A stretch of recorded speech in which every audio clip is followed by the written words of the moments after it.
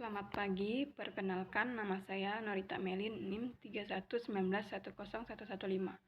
Di sini saya akan menjelaskan sedikit materi tentang telaah kurikulum dan buku teks.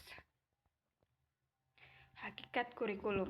Secara etimologis, kurikulum berasal dari bahasa Yunani, yaitu kerer yang artinya pelari dan kurer yang berarti tempat berpacu. Jadi kurikulum dalam rancangan pengajaran atau sejumlah mata pelajaran yang disusun secara sistematis untuk menyelesaikan suatu program untuk memperoleh ijazah.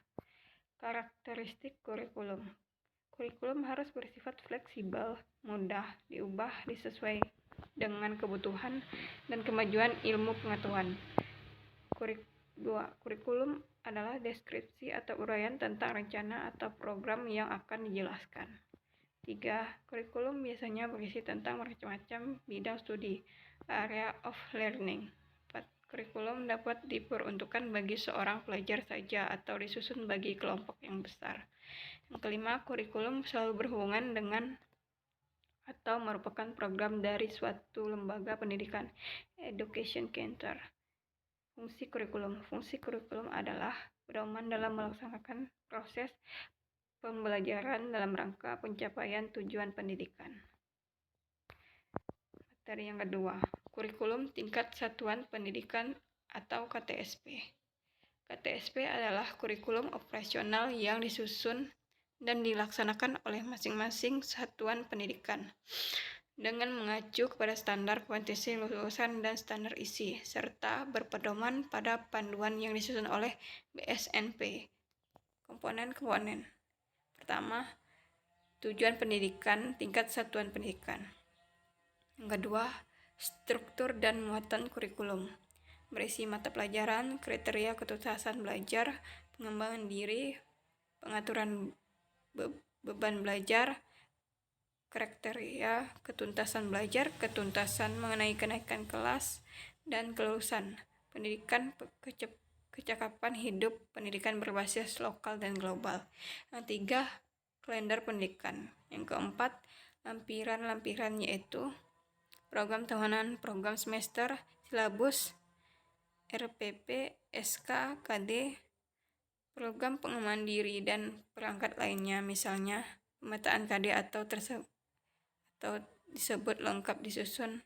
Maka dokumen kurikulum disebut untuk memperlakukan yaitu kepala sekolah setelah mendapatkan pertimbangan dari komite sekolah dan diketahui oleh dinas tingkat kabupaten atau kota yang bertanggung jawab di bidang pendidikan.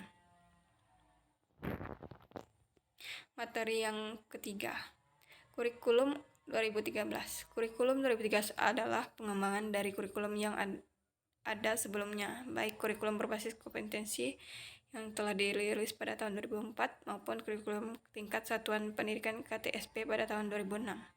Tujuan dan fungsi kurikulum 2013. Fungsi kurikulum 2013 ialah mengembangkan kemampuan dan membentuk serta peradaban bangsa yang bermartabat dalam mencerdaskan kehidupan bangsa.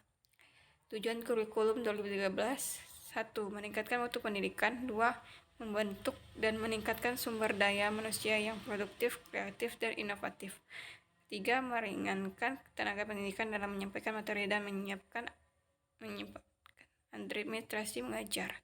4. Meningkatkan peran serta pemerintahan pusat dan daerah serta warga masyarakat secara seimbang dalam menentukan dan mengendalikan kualitas dalam pelaksanaan kurikulum dalam tingkat satuan pendidikan. Kelima, meningkatkan persaingan yang sehat antara suatu pendidikan tentang kualitas pendidikan yang akan tercapai.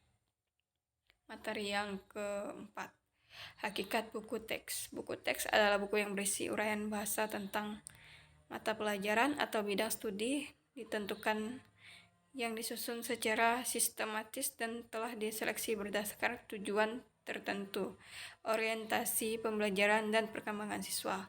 Fungsi buku teks. Sumber yang pertama, sumber ilmu pengetahuan. 2. Sarana pengembangan bahan. 3.